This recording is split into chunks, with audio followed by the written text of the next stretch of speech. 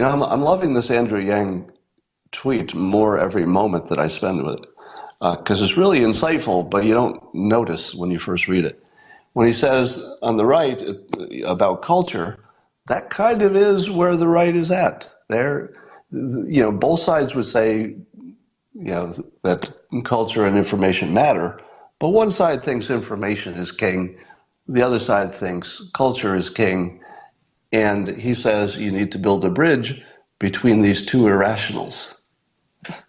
So Andrew Yang, he's not saying it in the words that I just used, but he's very clearly saying you have the irrational information people who think information will change people's minds, and obviously it doesn't.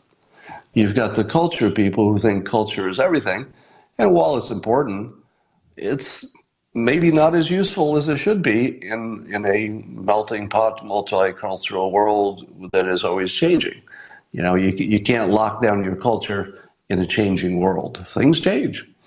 So you got two unworkable sides, two unworkable illusions. And Andrew Yang, who apparently is not fooled by either illusion, because he's sort of Trumpian, he's sort of polite but Trumpian, is telling us that you can't solve for that. You can't solve that, but you can build a bridge. In other words, you could find a way to work with it, but you can't solve it. This is so freaking insightful and completely underappreciated.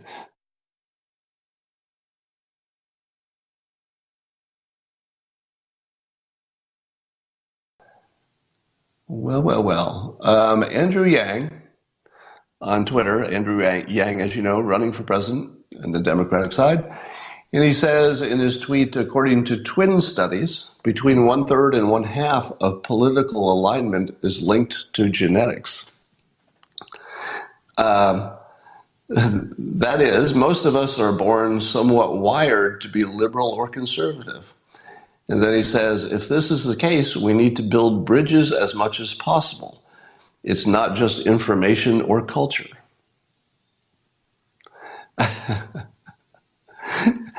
Andrew Yang is this close to getting my vote.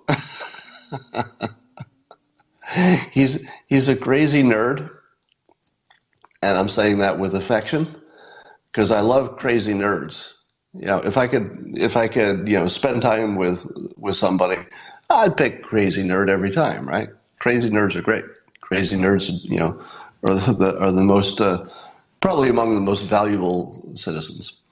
So I don't think Andrew Yang is quite ready. He's not quite ready for the big show. But when Trump is done, whether it's sooner or later, Andrew Yang is still going to be young, and his ideas are still pretty interesting because a lot of his ideas are technical and they're modern. They understand science. They're just a little bit more informed about the way the real world works. And this, I don't believe I've seen any major politician, national politician. Correct me if I'm wrong. Have you ever seen a national politician tell the truth at this level? Because the truth is that we're not using logic and reason or information to make decisions. Have you ever seen anybody just say it as directly? It's like, no, it's just built in. Half of it's just built in. Now, he didn't make this up, of course. It's part of science, and it's well understood science, by the way. I'm pretty sure this is the scientific consensus. So I love this. I love that he's introduced this idea. It won't go very far. Just the other political nerds like us will pay attention to it. But it does tell you that your approach to managing should take this into account. Think about this. He is, I would say that Yang is the second politician I can think of who ever thought that maybe we should run things based on the way things are, instead of imagining and pretending things are different and then running the country based on this imaginary belief about people. That's the way most politicians do it. How many times have you seen politicians say, the American voters are too smart to fall for this, or I think voters are smart. Isn't that the normal thing politicians say? That's so dumb. Voters aren't smart. Science knows for sure. Science knows for sure that we don't use logic and facts to make decisions. When Andrew Yang points out that as many as half of our political opinions could be just biological, has nothing to do with thinking or information or facts or anything. It's just baked into our genes, and we were going to go that way or not. And then you add on top of that the social conditioning, and you don't really have anything like thinking that's going on. Now, the only other politician who was smart enough to understand that was President Trump.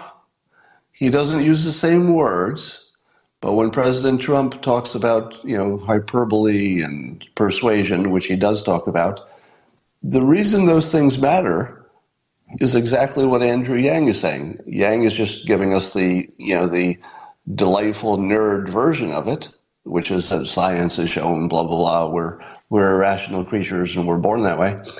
Trump is simply showing us that that's true by acting as though failing the fact check 10,000 times doesn't matter. Now, I keep harking back to this. In 2015, I said publicly and often that candidate Trump would change more than politics. I predicted he would win the election, but far more than that, he would change how we understood reality. This is what I was talking about. This specifically is exactly what I was talking about. The most important thing people thought about reality is that we were rational creatures who made rational decisions. And when people don't agree with us, they're not very smart. They're uninformed or they're dumb. We now understand that how smart you are doesn't seem to make that much difference. We'd like it to, but it's obvious it doesn't, because there are smart people on both sides of every discussion. We'd like to think that the facts matter, but just look at the Russia collusion situation. Did the facts matter? Nobody changed their mind when the facts came out. Nobody. Everybody just said, well, told you. The facts made no difference at all. Did the facts matter with the fine people hoax? No. I've convinced exactly 0 people with facts. And the facts are as clear as they could possibly be, that the president never called the neo-Nazis fine people. He said literally the opposite. He condemned them at that same time. So facts do not change opinions. President Trump knew it. Andrew Yang is saying it directly. And he's saying that you have to find a way to lead.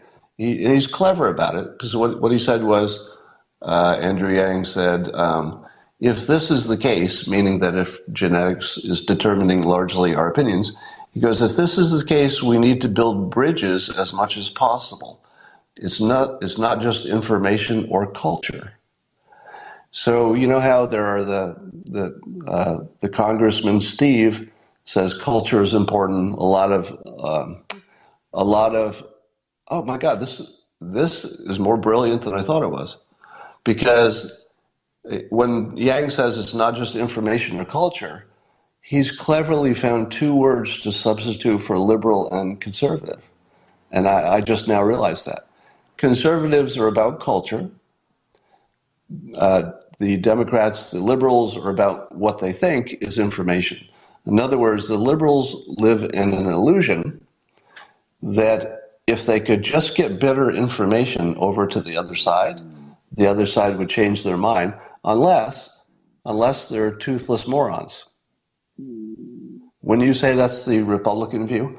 I'm sorry, wouldn't you say that the left has the general view that information is what we should care about, science, information, data, and if only they could somehow convey this information to the conservatives would just change their mind, unless they were toothless morons.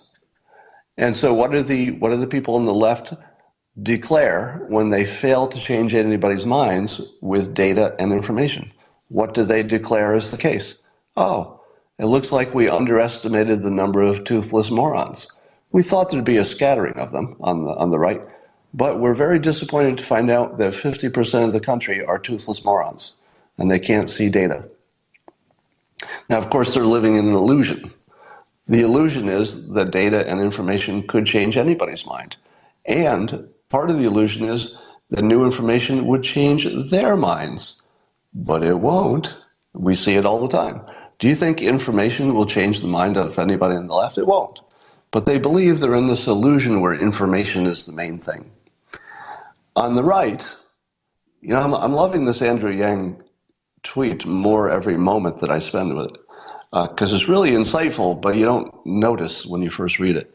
When he says on the right about culture, that kind of is where the right is at. Both sides would say, that culture and information matter, but one side thinks information is king, the other side thinks culture is king, and he says you need to build a bridge between these two irrationals.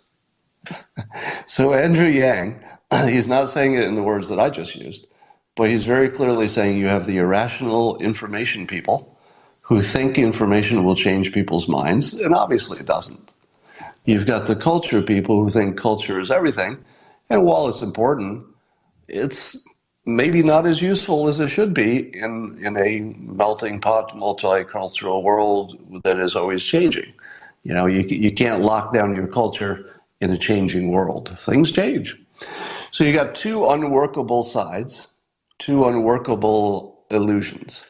And Andrew Yang, who apparently is not fooled by either illusion, because he's sort of Trumpian, he's sort of polite but Trumpian, is telling us that you can't solve for that. You can't solve that, but you can build a bridge. In other words, you could find a way to work with it, but you can't solve it. This is so frickin' insightful and completely underappreciated. Now, I don't think Andrew Yang has any chance of winning in 2020, but in 2024, if he's running, I'm going to look pretty hard at him. And it wouldn't matter what party he ran for. Sorry, if you don't want to hear that, that may be painful for you because you don't want to hear that. But if he's running, I'm going to take a hard look at him. Likewise, if in 2024 Mark Cuban runs, I'm going to take a real hard look at that because I think both Mark Cuban and Andrew Yang are operating at a little higher level than our standard politicians because they're a little more compatible with science while also understanding we don't live in a rational world. So there are people who love science and they think they're in a rational world and then they're incapable of dealing because we don't live in that world.